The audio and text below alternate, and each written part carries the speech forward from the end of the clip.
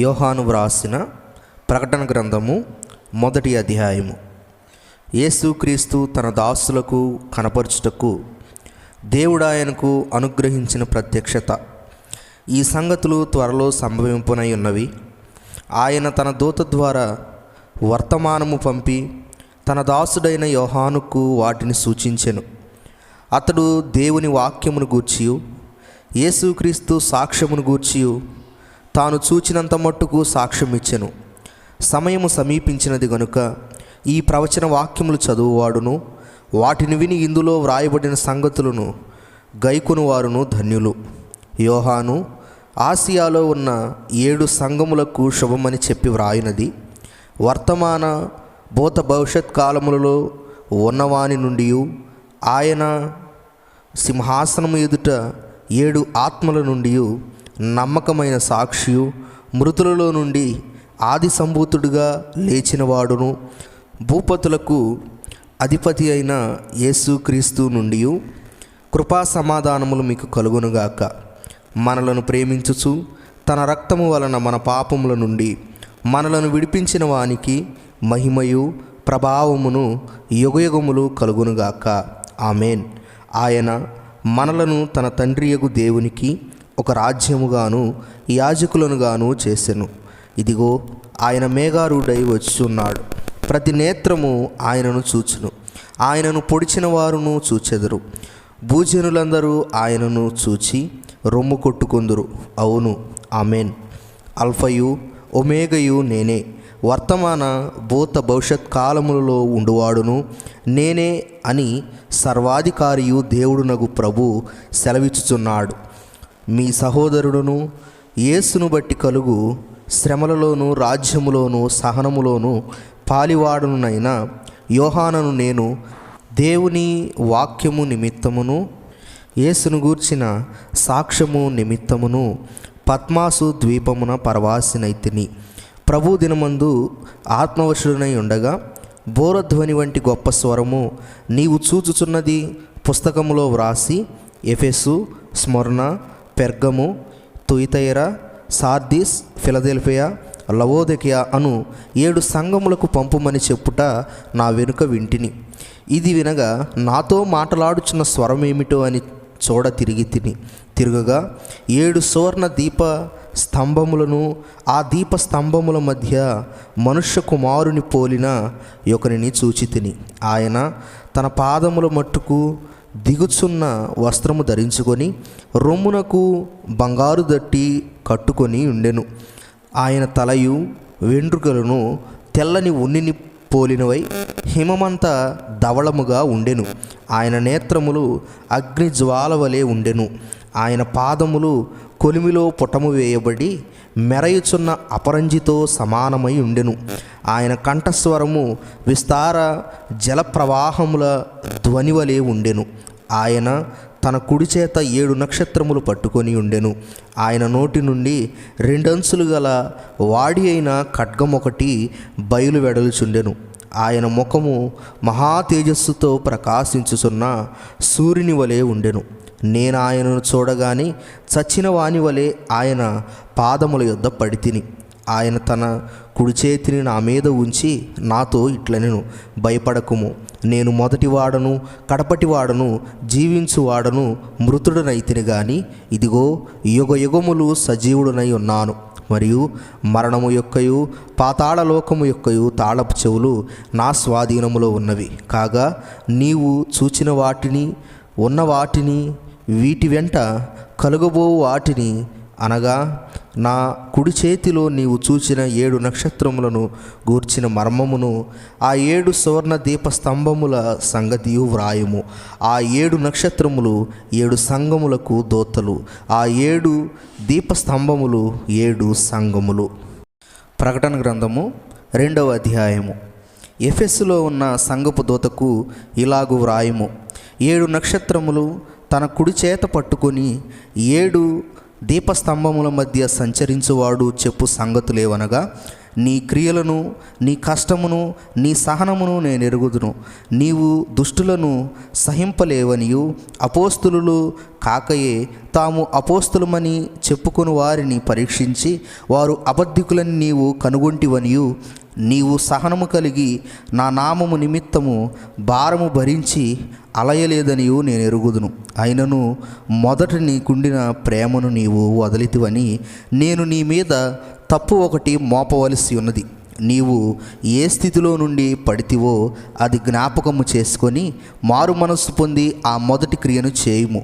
అట్లు చేసి నీవు మారు మనస్సు పొందితేనే సరి. లేని ఎడల నేను నీ యొద్దకు వచ్చి నీ దీపస్తంభమును దాని చోట నుండి తీసివేతును. అయితే ఈ ఒకటి నీలో ఉన్నది, నికోలాయితుల క్రియలు నీవు ద్వేషించుచున్నావు, నేను కూడా వీటిని ద్వేషించుచున్నాను. చెవిగలవాడు ఆత్మ సంగములతో చెప్పుచున్న మాట వినుగాక. జయించు వానికి దేవుని పరదైస్సులో ఉన్న జీవవృక్ష ఫలములు భుజింపనిత్తును. స్మరణలో ఉన్న సంగపు దూతకు ఇలాగూ వ్రాయుము: మొదటివాడును కడపటివాడునై ఉండి మృతుడై మరలా బ్రతికినవాడు చెప్పు సంగతులేవనగా, నీ శ్రమను దరిద్రతను నేను ఎరుగుదును.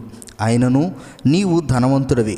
తాము యూదులమని చెప్పుకొనుచు యూదులు కాక సాతాను సమాజపు వారి వలన నీకు కలుగు దోషణ నేను ఎరుగుదును. నీవు పొందబోవు శ్రమలకు భయపడకుము. ఇదిగో, మీరు శోధింపబడినట్లు అపవాది మీలో కొందరిని చెరలో వేయింపబోచున్నాడు. 10 దినములు శ్రమ కలుగును. మరణము వరకు నమ్మకముగా ఉండుము. నేను నీకు జీవకిరీటం ఇచ్చేదను. సంగములతో ఆత్మ చెప్పుచున్న మాట చెవిగలవాడు వినుగాక. జయించువాడు రెండవ మరణము వలన ఏ హానియు చెందడు. పెర్గములో ఉన్న సంగపు దూతకు ఇలాగు వ్రాయుము: వాడి అయిన 2 అంచులు గల ఖడ్గము గలవాడు చెప్పు సంగతులేవనగా, సాతాను సింహాసనమున్న స్థలములో నీవు కాపురమున్నావని నేను ఎరుగుదును. మరియు సాతాను కాపురమున్న ఆ స్థలములో నాయందు విశ్వాసి అయి ఉండి నన్ను గూర్చి సాక్షి అయిన అంతిపా ఎనువాడు మీ మధ్య చంపబడిన దినములలో నీవు నా నామము గట్టిగా చేపట్టి నా యందలి విశ్వాసమును విసర్జింపలేదని నేను ఎరుగుదును. అయినను నేను నీ మీద కొన్ని తప్పిదములు మోపవలసి ఉన్నది. అవేవనగా, విగ్రహములకు బలి ఇచ్చిన వాటిని తినునట్లు జారత్వము చేయునట్లును, ఇశ్రాయేలీలను ఉరి యొడ్డుమని బాలాకునకు నేర్పిన బిలాము బోధను అనుసరించువారు నీలో ఉన్నారు. అటువలనే నికోలాయితుల బోధన అనుసరించు వారును నీలో ఉన్నారు. కావున మారు మనస్సు పొందుము. లేని ఎడల నేను నీ యొద్దకు త్వరగా వచ్చి నా నోట నుండి వచ్చు ఖడ్గము చేత వీరితో యుద్ధము చేసేదను. సంగములతో ఆత్మ చెప్పుచున్న మాట చెవిగలవాడు వినుగాక. జయించువానికి మరుగై ఉన్న మన్నాను భుజింపనిత్తును, మరియు అతనికి తెల్లరాతినిత్తును. ఆ రాతి మీద చెక్కబడిన ఒక క్రొత్త పేరు ఉండును. పొందిన వానికే గాని అది మరి ఎవనికి తెలియదు. తుయితైరాలో ఉన్న సంగపు దూతకు ఇలాగు వ్రాయము: అగ్నిజ్వాల వంటి కన్నులను అపరంజిని పోలిన పాదములను గల దేవుని కుమారుడు చెప్పు సంగతులేవనగా, నీ క్రియలను, నీ ప్రేమను, నీ విశ్వాసమును, నీ పరిచర్యను, నీ సహనమును నేను ఎరుగుదును. నీ మొదటి క్రియల కన్నా నీ కడపటి క్రియలు మరి ఎక్కువైనవని ఎరుగుదును. అయినను నీ మీద తప్పు ఒకటి నేను మోపవలసి ఉన్నది. ఏమనగా, తాను ప్రవక్తనని చెప్పుకొనుచున్న యెజబెలను స్త్రీని నీవు ఉండనిచ్చుచున్నావు. జారత్వము చేయుటకును విగ్రహములకు బలి ఇచ్చిన వాటిని తినుటకును అది నా దాసులకు బోధించుచు వారిని మోసపరచుచున్నది. మారు మనస్సు పొందుటకు నేను దానికి సమయం ఇచ్చి తిని గాని అది తన జారత్వము విడిచిపెట్టి మారు మనస్సు పొందనొల్లదు. ఇదిగో, నేను దానిని మంచము పట్టించి దానితో కూడా వ్యభిచరించువారు దాని క్రియల విషయమై మారు మనస్సు పొందితేనే గాని వారిని బహుశ్రమల పాలు చేతును. దాని పిల్లలను నిశ్చయముగా చంపెదను. అందువలన అంతరింద్రియములను హృదయములను పరీక్షించువాడను నేనే అని సంఘములన్నీ తెలుసుకును. మరియు మీలో ప్రతివానికి వాని క్రియల చొప్పున ప్రతిఫలం ఇచ్చేదను. అయితే తుయితరాలో కడమవారైన మీతో అనగా ఈ బోధను అంగీకరింపక సాతాను యొక్క గూఢమైన సంగతులను ఎరుగమని చెప్పుకొని వారందరితో నేను చెప్పుచున్నదేమనగా, మీపైని మరి ఏ భారమును పెట్టను. నేను వచ్చు వరకు మీకు కలిగి ఉన్న దానిని గట్టిగా పట్టుకొనుడి.